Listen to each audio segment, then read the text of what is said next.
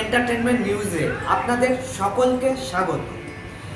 আজকে এই মুহূর্তে আমরা চলে এসেছি অজিতেশ মঞ্চে। আর এই মঞ্চে কেন এসেছি তার জন্য জানতে হলে চলে যাব সরাসরি মঞ্চের দিকে। এখানে আয়োজন করেছে দমদম শিল্পাঙ্গন মৈত্রী নাট্য উৎসব। আর এই মৈত্রী নাট্য উৎসবটি কীরকম হচ্ছে তা দেখতে আমাদের সরাসরি চোখ রাখতে হবে চ্যানেলে। আপনারা আমাদের এই চ্যানেলটি দেখতে থাকুন এবং যারা যারা এই চ্যানেলটিতে নতুন অবশ্যই চ্যানেলটি সাবস্ক্রাইব করুন, লাইক করুন এবং শেয়ার করুন। দমদম শিল্পাঙ্গন আয়োজিত চতুর্থ বার্ষিক পঞ্চম পর্যায়ের মৈত্রী নাট্য উৎসব যে আয়োজন করেছিল, সেই আয়োজনে প্রধান অতিথি হিসেবে শ্রী রাজা গুহ কি বললেন এবং অন্যান্য নির্দেশকরা কি বললেন আমরা আমাদের এই ভিডিওর মাধ্যমে শুনে নেব এবং দেখব নাটকের ক্ষুদ্র ক্ষুদ্র কিছু অংশ। নমস্কার, আমরা এই নাট্য উৎসবে মৈত্রী নাট্য উৎসবে এসে আমরা প্রধান অতিথি হিসেবে যাকে পেয়েছি তার কাছ থেকে দু এক কথা শুনে নেব। স্যার, আপনি এখানে এসে আপনার কীরকম লাগছে এরকম এবং এই মৈত্রী নাট্য উৎসব এবং দমদম শিল্পাঙ্গনের এই উৎসবটা মানে দেখতে এসে কীরকম লাগছে এবং তার ফলস্বরূপ আপনি কী প্রতিক্রিয়া দেবেন? না, বলার সেটা হচ্ছে যে এই মঞ্চটি একটু আগে এক দাদাকে বলছিলাম যে অজিতেশ বাবুর নামে বাংলা নাটকের বিশিষ্টজন অজিতেশ বন্দ্যোপাধ্যায়, তার নামে এই মঞ্চটি রিনোভেশন করে করা হয়েছে, যা সত্যিই আমাদের গর্বের এবং আনন্দের, এবং যারা এটা করেছেন তাদের সকলকে ধন্যবাদ জানাই। এখানে দমদম শিল্পাঙ্গনের মৈত্রী নাট্য উৎসব হচ্ছে। আমাকে এখানে উদ্বোধক হিসেবে নির্বাচন করার জন্য আমি রাজা গুহ অত্যন্তই আনন্দিত এবং কৃতজ্ঞ। তার কারণ হচ্ছে যে এই মৈত্রী নাট্য উৎসব ওরা 4 বছর ধরে করছে এবং এই মৈত্রী নাট্য উৎসবে অংশগ্রহণ করার জন্য বহু নাটকের দল চেষ্টা করে। সবাইকে ওরা সুযোগ দিতে পারে না, যে কটা দলকে সুযোগ দিতে পারে তারা ভালো নাটক মঞ্চস্থ করার চেষ্টা করে। আমি এখানে এসে খুবই আন্তরিকতা, ওদের যে আন্তরিকতা তার স্পর্শ পেলাম, বহুদিন মনে থাকবে। আর আপনারাও যারা সাংবাদিক বন্ধুরা এখানে কাজ করছেন তাদের আন্তরিকতা, আপনাদের চ্যানেলের আন্তরিকতা পেয়েও নিজেকে ভালো লাগছে। এই একটু আগে দমদম শিল্পাঙ্গনে একটা নাটক মঞ্চস্থ করলো এবং আপনি একটু আগেও আরও একটা নাটক দেখলেন, তো এই দুটো নাটক দেখে আপনার কীরকম লাগবে?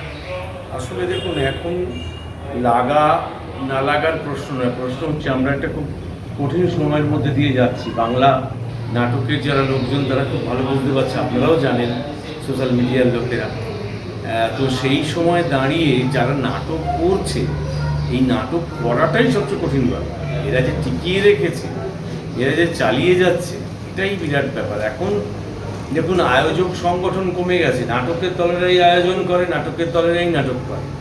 সুতরাং একটা প্রোডাকশনের যদি মার্কেট ভ্যালু না থাকে, অর্থাৎ ডিমান্ড না থাকে, সেই ডিমান্ডটা তৈরি হচ্ছে না। যেটা বাংলা সিনেমার ক্ষেত্রেও, বাংলা সঙ্গীতের ক্ষেত্রেও, বাংলা সঙ্গীতেও যেমন এলোমেলো গান চলছে, কেউ কখনো আপনার ওই একটা জীবনমুখী করে ফেললো, কেউ একটা আপনার আধুনিকের দিকে যাচ্ছে, কেউ আপনার ব্যান্ড খুলে ফেলছে, কেউ মুখ পাচ্ছে না যে কোন মুখটায় যাবে। ঠিক বাংলা নাটকও এরকম। তবে এই যে এখন আমি প্রথমে যেটা দমদম শিল্পাঙ্গনের নাটক দেখলাম, ওরা একটা বীরভূমের বিষয়কে কেন্দ্র করে কল্পনা আর বাস্তবের একটা সংমিশ্রণ ঘটাতে চেয়েছে, যার মধ্যে একটা প্রচেষ্টা আছে, একটা এক্সপেরিমেন্ট আছে। আবার পরে দেখছি ইচ্ছাপুরের একটি দল, তারা মানিক বন্দ্যোপাধ্যায় প্রতুল নাচের একটি কথা অত বড়। নমস্কার, আমরা এই মুহূর্তে পেয়ে গেছি বেলঘরিয়া নাট্যকল্পের নির্দেশককে। আজকে আমরা জেনে নেব এই দমদম শিল্পাঙ্গনে আসতে পেরে আমন্ত্রণে কেমন লাগছে। আচ্ছা, দমদম শিল্পাঙ্গন যে মৈত্রী উৎসবের আয়োজন করেছে, সেখানে আসতে পেরে আমাদের নিজেদের প্রত্যেকেরই খুব ভালো লাগছে। আর যেটা আমার বলবার সেটা হচ্ছে, এই জাতীয় উৎসব করবার তো একটা স্পর্ধা চাই, ক্যাপাসিটি চাই। একটা ছোট্ট অখ্যাত দল, তারা এরকম বড় করে একটা আয়োজন করছে, 5টা টিমকে ডেকেছে, তারা নাটক করছে। এটা আমার পক্ষে খুবই ব্যক্তিগতভাবে শ্লাঘার বিষয়। আমি পারলে আমিও এরকমভাবেই করবার চেষ্টা করি প্রতি বছর, ফলে আমার খুব ভালো লাগছে। আচ্ছা, আজকের আপনাদের এই নাটকটা করে এবং করে এই মঞ্চে, অজিতেশ মঞ্চে করে কীরকম লাগছে? অজিতেশ মঞ্চে এই মুহূর্তে আমরা 3য় নম্বর শো করছি। এই নাটকটা নয়, অন্য নাটক নিয়ে এসেছিলাম। অজিতেশ বন্দ্যোপাধ্যায়ের নাম বললে তো মাথাটা নুইয়ে কেন মাটিতে সাষ্টাঙ্গ প্রণাম করবার মতো অবস্থা তৈরি হয়। এবং আমার ব্যক্তিগত জীবনে আমার নাটকের শুরুয়াতটা অজিতেশ বন্দ্যোপাধ্যায়ের অভিনয় দেখে। আমাদের বেলঘরিয়ায় সংগঠনী বলে একটা ক্লাব আছে, সেই ক্লাবে 1977 সালে আমি ওনার অভিনীত নানা রঙের দিনগুলি দেখি। তখন আমি ক্লাস 9-এ পড়ি। তো তখন ওই বাচ্চা ছেলে হাফ প্যান্ট পরা আমি ওইখানে দেখে ওনার ওই মহিরুহ একটা অবস্থা এবং ওনার অভিনয় দেখে আমার মনে হয়েছিল এটা কি মায়া, নাকি যদি করতে হয় জীবনে কোনো কাজ তাহলে নাটকটাই করা উচিত। তো ফলে তার নামাঙ্কিত মঞ্চে এসে আমি তো গৌরব বোধ করছি। আমি এ প্রসঙ্গে তাকে আভূমিক প্রণাম জানাচ্ছি। আবার অসংখ্য ধন্যবাদ দমদম শিল্পাঙ্গনের তরফ থেকে এবং আমাদের চ্যানেলের তরফ। নমস্কার, আমরা এই ধন্যবাদ। মুহূর্তে আরও একজন নির্দেশককে পেয়ে গিয়েছি, কসবা উত্তরস্বরী নাট্যচক্রের নির্দেশক। তার কাছ থেকে জেনে নেব যে আজকের এই মৈত্রী নাট্য উৎসবে আসতে পেরে কীরকম লাগছে এবং দমদম শিল্পাঙ্গন যে আয়োজন করেছে মৈত্রী নাট্য উৎসব, এখানে আমন্ত্রিত হতে পেরে এবং নাটক করতে পেরে আপনার কীরকম লাগছে? ডেফিনেটলি ভালো লাগছে, খুব ভালো লাগছে। নাটক তো আমরা নাটক করার আমরা তুলি, অভিনয় করি, নাটক এতদিনের চর্চা করে তারপর তো অভিনয় করার জন্য নাটকটা করা হয়। অভিনয়ের সুযোগ পেলে ডেফিনেটলি ভালো লাগছে। দমদম শিল্পাঙ্গনের এই এফোর্ট, এই যে চেষ্টা, সবগুলো দলগুলোকে নিয়ে মৈত্রী নাট্যোৎসব করা, আমরা অত্যন্ত আনন্দের সঙ্গে এখানে যোগদান করেছি এবং এখানকার ব্যবস্থাপনা এখন পর্যন্ত খুবই ভালো। যদিও আমাদের নাটক এখনও হয়নি, আমাদের নাটক 4 নম্বর প্রদর্শন, এখন 2 নম্বর চলছে, কিন্তু তার আগে যে সমস্ত ব্যবস্থাপনা ওনাদের তরফ থেকে যে যতটুকু সহযোগিতা আমরা দেখলাম, আমরা অত্যন্ত আনন্দিত এবং আশা করা যায় একটু ভালো প্রয়োজন আমরা নাট্য উৎসবের থ্যাংক ইউ। চতুর্থ বার্ষিক 5ম পর্যায়ের যে নাট্য উৎসব মৈত্রী নাট্য উৎসব চলছে, সেই মৈত্রী নাট্য উৎসবের দমদম নটপীঠের নির্দেশককে আমরা এই মুহূর্তে পেয়েছি। তার কাছ থেকেই জানবো আজকের এখানে এসে কেমন লাগছে এবং নাটকটা করে কীরকম লাগলো।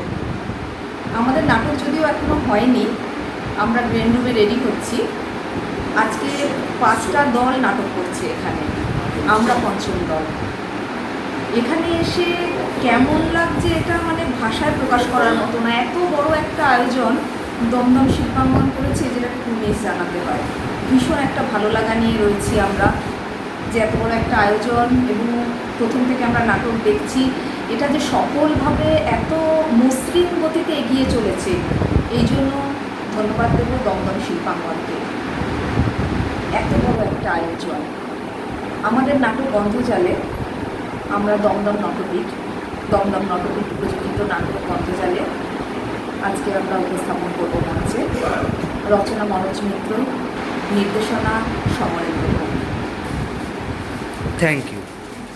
নমস্কার, দমদম শিল্পাঙ্গন আয়োজিত মৈত্রী নাট্য উৎসবে আজকে আরও একজন নির্দেশককে পেয়েছি, ইছাপুর সিনেটেকের কুসুমকথা নির্দেশক। তার কাছ থেকেই জেনে নেব আজকের এই দমদম শিল্পাঙ্গনের মৈত্রী নাট্য উৎসবে এসে কেমন লাগলো এবং এইখানে নাটক করে কেমন লাগলো এই অজিতেশ মঞ্চে। আমি তো প্রথমেই মঞ্চেই বলে এলাম যে দমদম শিল্পাঙ্গনের আতিথেয়তায় আমরা আপ্লুত। আর অজিতেশ মঞ্চ সম্পর্কে তো আমার কিছু বলার নেই, কারণ এটা সকল আমার যারা কী বলবো নাটকে পিতৃতুল্য গুরুজন, তারা এখানে নাটক করে প্রশংসা করে গেছেন। অতএব এ সম্পর্কে অধিক কিছু বলার আমার নেই। দমদম শিল্পাঙ্গনের এই আমন্ত্রণে আপনারা কতটা আপ্লুত হতেন? আমি তো বললাম আমি অনেকটাই সম্পূর্ণ আপ্লুত। আমি শুধু না, আমার দলই আপ্লুত। দমদম শিল্পাঙ্গনে আসতে পেরে আজকে আপনার কিরকম লাগলো? ভালো লেগেছে, অসম্ভব ভালো লেগে, বেশ ভালো লেগেছে। আজকে যে 5টা নাটক হলো, এই পাঁচটা নাটক কিরকম লাগলো? এনিওয়ে সবগুলো তো আমার পক্ষে দেখা সম্ভব হয়নি, আমি ঘুরে ঘুরে এসেছিলাম। মানে যতগুলো দেখেছেন? যতগুলো দেখেছি আমার ভালোই লেগেছে, ভীষণ ভীষণ ভালো লেগেছে। এবং সত্যি কথা দমদম- বলতে কি অনেকেই তো মানে প্রফেশনাল নন, মানে অ্যামেচারদের মধ্যেও যে এত ভালো করা যেতে পারে এটা মানে ইট ওয়াজ বিয়ন্ড এক্সপেক্টেশন। আমার ভীষণ ভালো লেগেছে সত্যি কথা বলতে কি। আচ্ছা, দমদম শিল্পাঙ্গনের এই আয়োজনকে কতটা কুর্নিশ জানাবেন? Naturally hats off. আজকে দমদম শিল্পাঙ্গনের চতুর্থ বার্ষিক পঞ্চম পর্যায়ের যে নাট্যোৎসব, মৈত্রী নাট্যোৎসব, এখানে আসতে পেরে আপনার কতটা ভালো লাগছে? ভালো লেগেছে। আমি তো সবটা দেখতে পারিনি, দুখানা অনুষ্ঠান আমি দেখেছি, আমার খুব ভালো লেগেছে। খুব ভালো লেগেছে। এবং এই চতুর্থ বার্ষিক পঞ্চম পর্যায়ের যে আজকে মৈত্রী নাট্য উৎসব আয়োজন করা হয়েছিল অজিতেশ মঞ্চে, তা আজকে আপনার কোন নাটকটা, আজকে টোটাল পাঁচটা নাটক আয়োজন হয়েছে, আপনার কোন নাটকটা দর্শক হিসেবে আপনার কোন নাটকটাকে আপনি ভালো বলবেন? আমার সব থেকে ভালো লেগেছে প্রথমে যেটা হয়েছে সেটাই সব থেকে ভালো হয়েছে। আর তাছাড়া এই যে পাঠটা করেছে সেই পাঠটা খুব ভালো লেগেছে। আচ্ছা, আমাদের নাটকের নাম ছিল আমাকে দুর্বল করে দিও না, আমি যেন বারে বারে ফিরে আসতে পারি আমার এই গ্রামে, আমার এই গ্রামে ফিরে আসতে পারি। যে বাঁচবে আমাকেও বাঁচবে।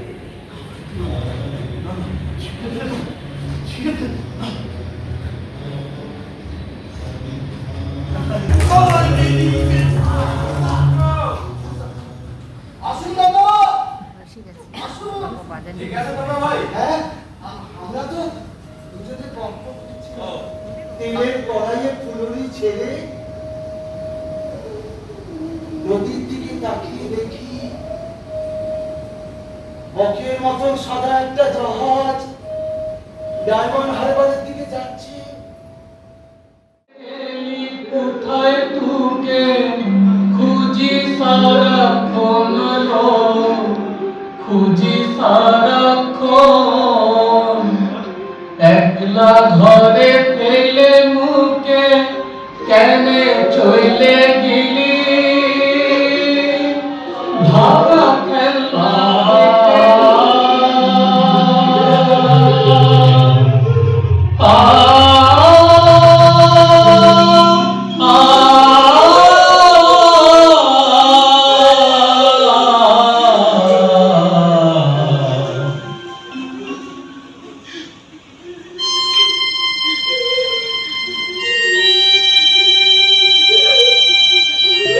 এখন একলা ঘরে টিকবে কেমন, কেমনে রে মুই